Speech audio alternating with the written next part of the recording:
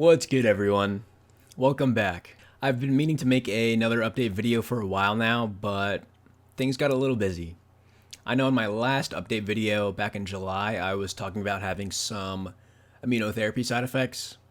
So I think it's either August or September is when I actually started to have more. Well, the immunotherapy kind of stopped working by that point. I started to feel more tired, less appetite. Those were the symptoms of my lymphoma from the past, so I kind of recognized them more at this time. So naturally, we contacted my oncologist to see what the next steps were. Fortunately, in the past, we had already discussed different treatment options if the need for them were to arise.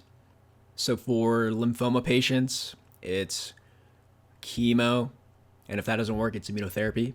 And if that doesn't work, it's chimeric antigen receptor T cell therapy, or CAR T cell therapy for short.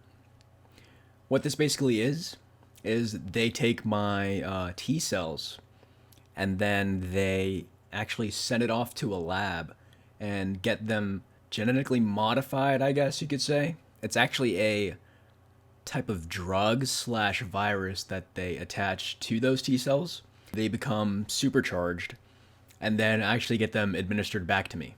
And then those T cells are supposed to locate and destroy the cancer cells. Pretty cool, pretty futuristic. I don't entirely remember when my apheresis appointment was, the appointment where they take the T cells. I want to say it was mid-September, but I went up to Penn Medicine for it. It took about 5 hours, and I actually slept through most of it. I was hooked up to a big machine, and I had 2 lines coming out of both of my arms, so one on each arm. I kind of just chilled and slept for 5 hours while the machine did its thing. But yeah, thankfully I got that procedure done without any major issues, any issues at all, really. And then they were to be sent off to the lab for the bioengineering part of it. That process can take a few weeks. I think it was actually a month or so. So in the meantime, I honestly don't remember if I got more immunotherapy or not. Maybe it was like a different type of immunotherapy. At this point in time, I was receiving bridging therapy, which is like kind of treatment before the main other therapy. I feel like I did get 2 doses of some kind of immunotherapy. I could be wrong though. It's been a very long, almost 2 years.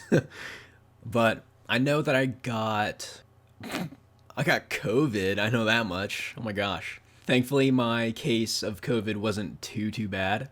Pretty sure I had a fever of like 102 or 3 that day. The next day, I had another fever, and then that was that. The following days after, though, I had pretty minimal symptoms. I had a minor cough, and other than that, I was feeling pretty fine. So, and then at this point in time, I was actually scheduled for some low-dose radiation therapy. Now, this was a bridging therapy to kind of get the tumor under control before my CAR T cell therapy. The smaller slash more treated a tumor is, the better outcomes of a CAR T cell infusion. So I got those done. It was 5 sessions within 5 days every day. It really wasn't that bad. You kind of just sit on the table and then they, I guess, beam it into you. But I actually got 3 tattoos for that. I guess it's so that the machine can repeatedly line up in the same exact spot every single day. I know most people might think it's like 3 dots next to each other, like on my chest or something, but it's 1 dot right here, 1 dot right here, and then 1 dot right here. They look like moles. They literally look like moles. I literally got a stick and poke of dots when I was on the table. It was hilarious. So yeah, got my low-dose radiation therapy done just in time for my CAR T-cell infusion.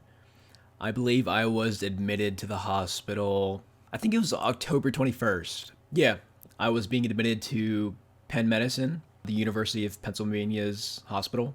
And it's funny because I was still technically COVID positive. In cancer patients, it's a little harder for us to become negative. I forget the exact reason, but I was actually placed on COVID precautions the almost the entire time of my stay. I stayed 9 days and I was cleared on the ninth day, but more on that later. So I was admitted on a Sunday, and then Monday I actually received the CAR T cell infusion. Now, this is done inpatient because it's a pretty I don't want to say invasive procedure. It's more so any CAR T cell therapy patient needs to be monitored for at least a week after.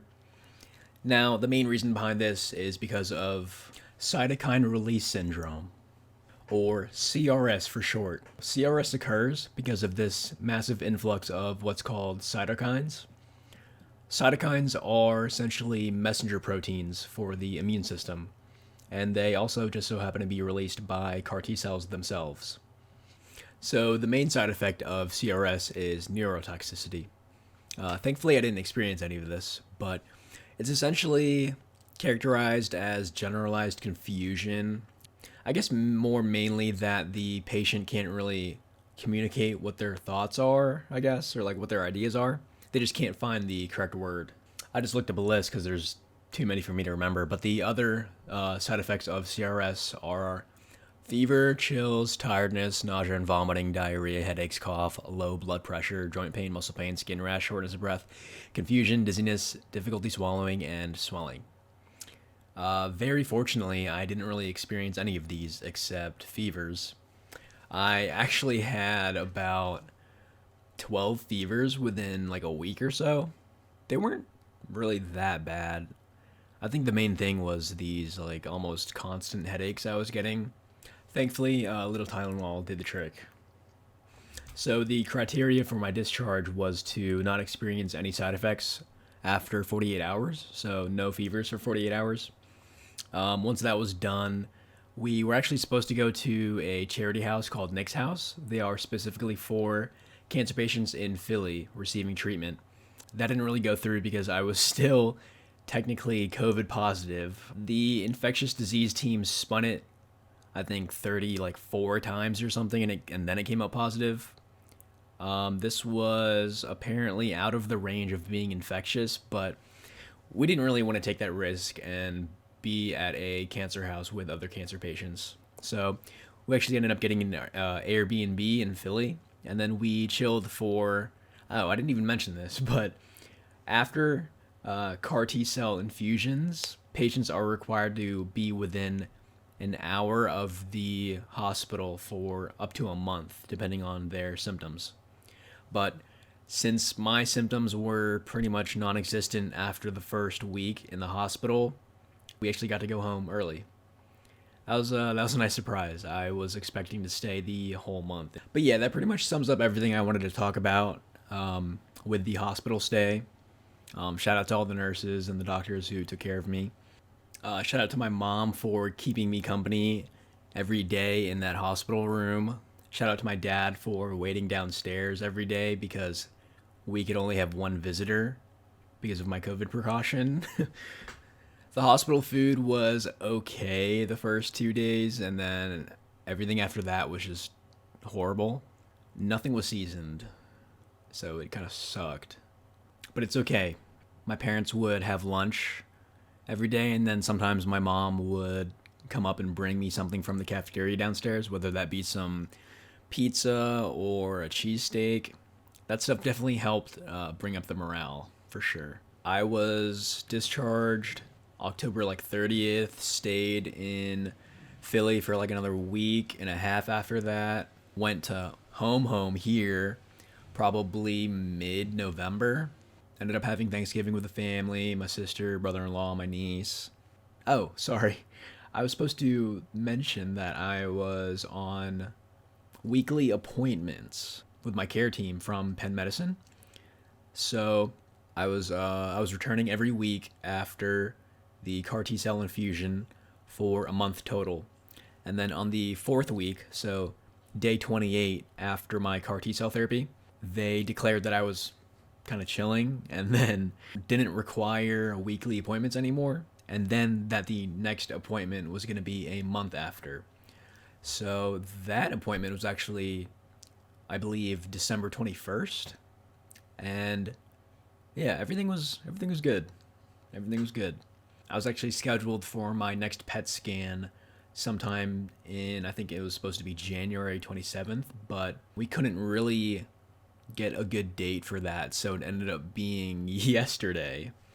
Yesterday being January 6th, 2023. I was very anxious to see the results of that PET scan, considering it's one of the most significant scans of my life. Basically, seeing if this state-of-the-art cancer treatment was doing its thing, you know? But I actually already read the scan, and the results are looking good. The tumor shrank, and the value used to determine cancerous activity went from being maxed out at 17 to being 3.9 now. So that's definitely nice. I'm still remaining cautious, of course, because it's regrown and shrunk and regrown so many times in the past. But for now, I'm doing good. I'm feeling good. This is the first time I've actually gained my full weight back from being undiagnosed almost 2 years ago. I gained 13 pounds within the past month, I think. So that's nice. Happy weight is definitely a thing. I was actually making some pizza, I think a few weeks ago. I made 16 in one day. That was pretty awesome. Apologies to the people who tried ordering. I know I talked to you guys and then never hit you back up on when I was making pizza again. I was just really anxious for my PET scan yesterday, so hopefully we can get some pizzas going again soon. My next appointment is actually the 11th to talk with my doctor on the steps moving forward again. So, yeah.